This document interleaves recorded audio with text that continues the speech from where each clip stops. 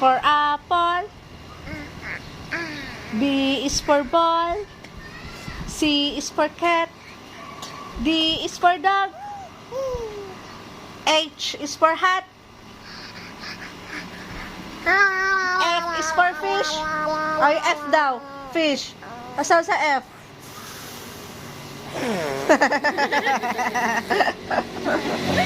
D is for dog.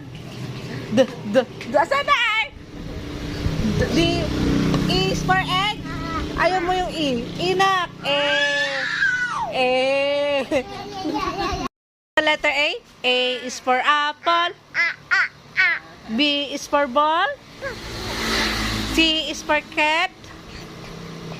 D is for dog.